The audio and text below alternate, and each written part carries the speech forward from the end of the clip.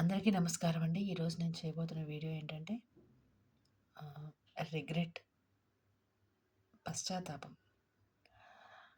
అందరికీ నూతన సంవత్సర శుభాకాంక్షలండి. ఇప్పటివరకు అందరూ నన్ను బాగా నా వీడియోస్‌కి సబ్స్క్రైబ్, లైక్ అలా చేస్తూ నన్ను సపోర్ట్ చేస్తున్నందుకు ధన్యవాదాలు. ఇక ముందు కూడా నేను అలాగే మీకు ఉపయోగపడే వీడియోలని చేయడానికి ట్రై చేస్తాను. ఈరోజు నేను చేయబోతున్న వీడియో చెప్పాను కదండీ! రిగ్రెట్. అంటే పశ్చాత్తాపం, బాధ, చింత ఇలాంటి మీనింగ్స్ అన్నీ వస్తూ ఉంటాయి. రిగ్రెట్ అంటే జనరల్‌గా మనం చెయ్యాలనుకున్న పనిని చెయ్యలేకపోతేనో, లేదంటే దానికి బదులుగా ఏదైనా కొంచెం తప్పుగా చేస్తేనో, ఇలా చేసుండ ఇలా చేసుండాల్సింది కాదు అని అనుకోని ఫీల్ అవ్వడాన్ని, బాధపడ్డాన్ని రిగ్రెట్ అని అంటాం మనం జనరల్‌గా కదండీ!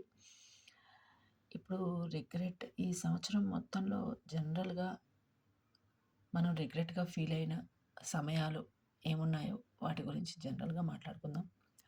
అదేంటంటే, మనము జనరల్‌గా ఏదైనా పని చేయలేనప్పుడో, లేకపోతే అనుకున్న పని సకాలంలో చేయలేనప్పుడో, లేదంటే దానికి బదులుగా కొంచెం ఏదైనా పొరపాటుగా చేసినప్పుడో, ఇలా ఫీల్ అవుతూ ఉంటాం. ఇలా చేసుండాల్సింది కాదు అనేసి. లేదు మనకి నచ్చిన పని చేయలేకపోతుంటే కూడా ఆహ్, అలా ఫీల్ అవుతూ ఉంటామనమాట. అరే! వీళ్ళందరి సలహాలు కాకుండా నా సొంత ప్రయత్నంతో, నా ఒక కష్టంతో నేను చేసుంటే బావుండేది. నా ఐడియాలజీతో చేసుంటే బావుండేది అని రిగ్రెట్ ఫీల్ అవుతూ ఉంటాం. ఇంకా, ఇంకా ఎలాంటి విషయాల్లో రిగ్రెట్ ఫీల్ అవుతాము అంటే గనక ఆహ్, చదువుకోకుండా టైం వేస్ట్ అయినప్పుడో, లేదంటే ఆహ్, ఎవరికైనా ఎవరి విషయంలో అయినా మనము ఆహ్, తప్పుగా ఆలోచించినప్పుడు, అలాంటప్పుడు కూడా మనం రిగ్రెట్‌గా ఫీల్ అవ్వచ్చు. ఎందుకంటే తప్పుగా ఆలోచన చేస్తున్నాము అంటేనే వాళ్ళు ఎక్కడో కొంత మంచివాళ్ళయ్యుంటారు. ఆ మంచితనాన్ని మనం చూడలేకపోయామని అర్థం. ఇలా నేను కూడా రిగ్రెట్‌గా ఫీల్ అయిన ఎన్నో మొమెంట్స్ ఉన్నాయండి. ఆహ్, నా ఛానల్‌ని చూసే ఎవరైనా గానీ సబ్‌స్క్రైబర్స్ ఉంటే వాళ్ళు మాత్రం మీరు రిగ్రెట్‌గా ఫీల్ అయిన ఏదైనా విషయాలుంటే గనక కామెంట్స్‌లో తెలియచేయగలరు. రిగ్రెట్‌గా ఫీల్ అవ్వటం అనేది ఆహ్, అలా రిగ్రెట్‌గా వదిలేయాల్సిన అవసరం లేదండి. మనము బాధపడుతున్నాము అంటేనే ఆ విషయం గురించి మనము తప్పు చేయకుండా ఉండాల్సిందే అని అనుకుంటున్నామంటేనే కొంత సరైన దారిలో ఉన్నామని అర్థం. ఎందుకంటే ఆ తప్పు చేయకుండా ఉండాల్సిందనే ఫీల్ మనలో వచ్చిందంటే మనం సరైన దారిలోకి వెళ్తాము. ఎప్పుడు మనం ఏదైనా పని చేయాలి అని అనుకున్నప్పుడు కొంత ఆలోచన అవసరము. అలాగే ఆహ్, సకాలంలో నిర్ణయం తీసుకోవడం అనేది ముందు ముఖ్యంగా అవసరమండి. ఇంకా చెప్పాలంటే గనక ఆహ్, ఎంతమంది ఎన్ని నిర్ణయాలు, ఎన్ని వాళ్ళ ఒపీనియన్స్ చెప్పినా కూడా మనం చేయాల్సింది మనం మన దారిలో వెళ్ళవలసిన పని మాత్రమే చేయాలి. ఇంకా ఎవరి మాట వినొచ్చు అంటే గనక అంటే రిగ్రెట్ ఫీల్ అవ్వాల్సిన అవసరం ఉండదు. కొంతమంది మాట వింటే. అది ఎలాంటి వాళ్ళు అంటే గనక మనకి ఆహ్, ఎప్పుడూ తోడుండిపోతారు. వాళ్ళకి చెప్పినా ఇబ్బంది లేదు. బయట ఎవరికీ తెలియదు.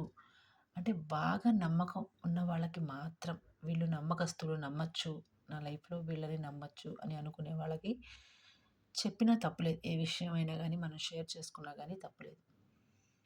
అందుకే అలా రిగ్రెట్‌గా ఫీల్ అవ్వకుండా మనం ముందు మంచి దారిలో అంటే ఆహ్, మనం చేయవలసిన పనిని చిన్న చిన్న టార్గెట్స్‌గా ఫిక్స్ చేసుకుంటూ వెళితే గనక ఇలా రిగ్రెట్‌గా ఫీల్ అవ్వాల్సిన సమయం కొంచెం తగ్గుతుంది.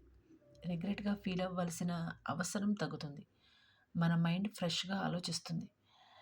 అప్పుడు ఏం చేయాలంటే చిన్న చిన్న టార్గెట్స్ పెద్ద ఒక ఒక అరగంటలు, ఒక గంటలు అలాంటి టార్గెట్స్ అవసరం లేదు. ఇప్పుడు సపోజ్ మనము హౌస్ వైఫ్ అనుకోండి.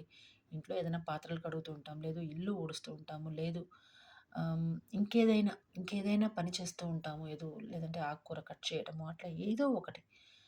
లేదు మనకేదైనా నచ్చిన పని ఉంటుంది. పుస్తకం చదవటము, లేదంటే ఇంకేదైనా మనకు నచ్చిన పనులుంటే వాటిని ఇంత టైంలోపు చేస్తాను అని ఫిక్స్ చేసుకోవాలి. టైం ఫిక్స్ చేసుకోవాలి. ఒక 5 నిమిషాల్లో, లేదు ఒక 10 నిమిషాల్లో చేసేస్తాను అని ఒక టైం ఫిక్స్ చేసుకొని దాన్ని రీచ్ అవ్వగలగాలి. అలా రీచ్ అవ్వగలిగినప్పుడు చిన్ని చిన్ని టార్గెట్స్ మనకి మనలో మనకే ఒక మంచి ఫీల్‌ని కలుగజేస్తాయన్నమాట.